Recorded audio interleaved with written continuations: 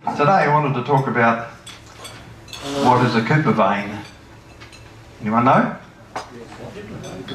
Cooper vein. It's a vein on an aircraft door that could be opened in flight, and the aerodynamic forces on it prevent that door from opening. Well, how did that come to be? Well, on the 24th of November 1971, a man, nicely dressed in a business suit, carrying a bag, boarded a Seattle-bound Northwest Orient Airlines flight in Portland, Oregon. His ticket identified him as D.B.Cooper. He told the flight attendant that the case contained a bomb, and he demanded 4 parachutes and $200,000 in cash. This was a Boeing 727, and they have a ventral door at the rear.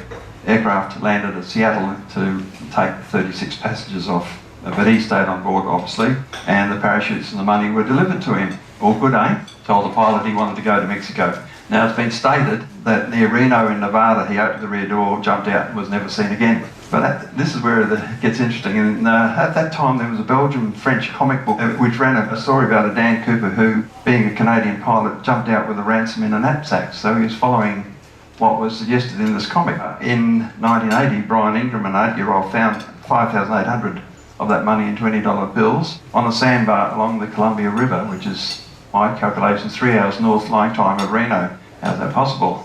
Well, the FBI believe that he didn't survive the jump, and the theory is that he might have been ex-military, might have served in Europe and had contact with the French, or been Canadian and obviously French-Canadian. Maybe he worked as a cargo load holder. No one reported him missing, so perhaps he was a loner. Commercial aircraft with rear loading doors such as the B-727 can be used by the CIA for clandestine purposes, so that what the process wasn't new. But in 1972 it was mandated that these doors couldn't be opened in flight, and these so-called veins were installed. The DC-921 used in 2006 in the World Freefall Convention had a rear door capable of opening in flight, so that still continued to have these doors. The Lockheed TriStar, Boeing VC-25, Edition, IL-86, MD-80, MD-90 said have ventral doors. Many military aircraft have ventral ramps, such as the Globemaster, Hercules, Starlifter, Galaxy, Antonov 26 and 74, Junkers 90 and 290, and many more. And you would have seen pictures of jeeps being pushed out the back, parachutists and so on. It's now 50 years since that event took place, and a folklore fan club has been set up trying to find that money. Now's your chance.